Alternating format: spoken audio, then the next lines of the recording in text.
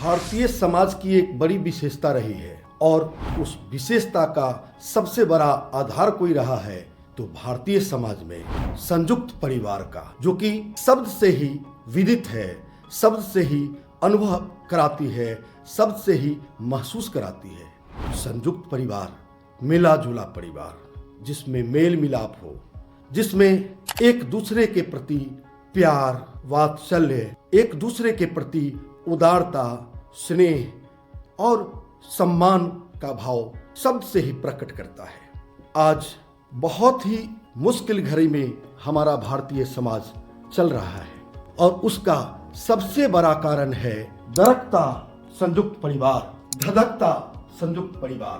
परिवार आज विघटन के कगार पर है, परिवार आज टूट के कगार पर है और एक तरह से कहा जाए तो शायद बहुत अधिक संभावना है कि ये टूट चुका है। बहुत कम ही ऐसे परिवार हैं जहां पर कि आज वो संयुक्त कहे जा सकते हैं, जहां पर कुछ रीति नीति और पारिवारिक जो ढांचा है वो आज संयुक्त रूप से कायम है। लेकिन ये दरकता हुआ संयुक्त परिवार अपने साथ एक भयावह स्थिति खड़ा कर रही है। स्थिति ऐसी है जहां पर भारतीयता का मूल सर्वनाश न हो जाए, ऐसा प्रतीत होता है। क्योंकि कहीं ना कहीं हमें परिवार से ही प्राप्त होता है संस्कार।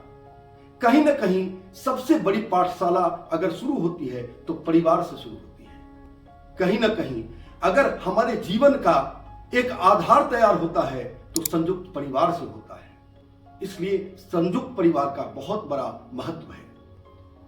मेरी कोशिश है कि संयुक्त परिवार के विषय में आज की जो स्थिति है, मैं कई स्टेट जाता हूं, कई राज्यों में जाने का अवसर मिलता है और कहीं ना कहीं आज संयुक्त परिवार की परिकल्पना भी धीरे धीरे समाप्त होती जा रही है। लेकिन इसका सबसे बड़ा भयावह उदाहरण कहीं से मिलता है तो बिहार और उत्तर प्रदेश इसके लिए सबसे ज्यादा जिम्मेवार है। और जिम्मेदारी तो कई तरह से हो सकती है, उसके कई कारण हैं। लोगों का संयुक्त परिवार में पहले एक साथ रहना होता था, लेकिन आज नौकरी की तलाश में, व्यवसाय की तलाश में लोग अपने घर छोड़ करके कहीं बाहर जाके बस रहे हैं। यह भी कारण है, लेकिन इस सारे कारण का एक ध्रुव होता है, एक केंद्र होता है और केंद्र होता है परिवार का मुखिया। अगर परिवार का मुखिया सूझबूझ से अपने परिवार के प्रति सचेत रहता है तो शायद संयुक्त परिवार रह सकता है। संयुक्त परिवार का मतलब शक्ति है, संयुक्त परिवार का मतलब सामर्थ्य है।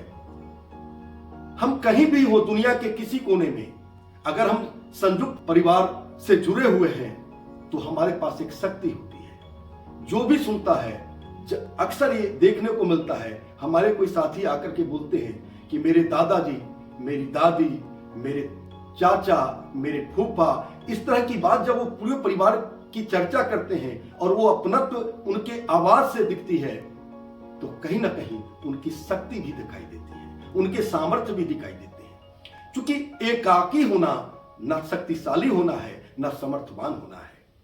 और समर्थवान के साथ साथ अगर पूर्ण रूप से सब ज्ञान की भी चर्चा कर लें तो ज्ञानवान लोग, जो गुणी लोग हैं, उनको सबसे ज्यादा इस बात का ध्यान रखना चाहिए कि संयुक्त परिवार में कोई चीज दरक तो नहीं रही है, धधक तो नहीं रही है। लेकिन अगर परिवार का मुखिया ही आग लगाने लगे, अगर परिवार का मुखिया भी उस मिशन में सबसे अगुआ बन जाए जिसकी जिम्मेदारी है सबको एक रखने की।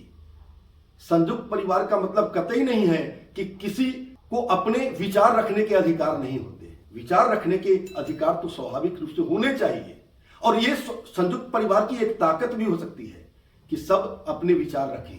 लेकिन इस बात का अनुभव करें कि संयुक्त परिवार होना कितना आवश्यक है। दोस्तों, मेरा प्रयास है कि आप सबसे यह संवाद चलता रहे और वह संवाद जो परिवार को जोड़ता हो, वह संवाद जो एक इंसान को इंसान से जोड़ता हो।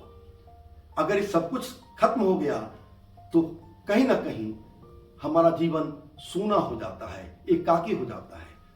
अक्सर आप देखते हैं, पहले ऐसा नहीं होता था, आत्महत्या निरंतर बढ़ता जा रहा है। कारण क्या है? एकाकी होना। कोई एक दूसरे के विचारों से सहमत नहीं हो चलेगा, लेकिन कम से कम विचार सुन ले, ये आवश्यक होता है। लेकिन आज तो ऐसा लगता है कि सब अपने विचार या कुविचार, मैं इसे विचार भी नहीं कहूंगा, कुविचार, सब एक दूसरे पर थोपने में लगे हैं। और जब भी एक थोपने का प्रयास किया जाता है तो वास्तविक विचार दब जाते हैं, कुंठित हो जाते हैं।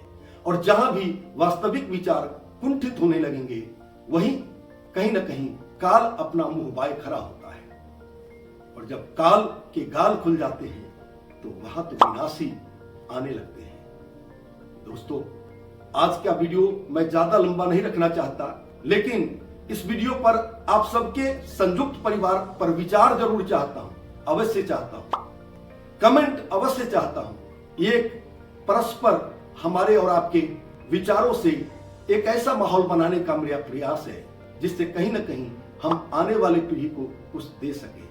क्योंकि संयुक्त परिवार का हमने मजा देखा है, संयुक्त परिवार की ताकत को एहसास किया है हमने, जो आज बच्चों को पता भी नहीं है। शायद धीरे धीरे वो खत्म होता जा रहा है। और कुछ परिवार के ऐसे सदस्य जो लोभी हैं और वो लोभ बस ऐसे षड्यंत्र कर जाते हैं जो परिवार की नींव हिल जाती है। और हर परिवार में कहीं ना कहीं एक विभीषण, एक दुर्योधन पैदा हो चुका है।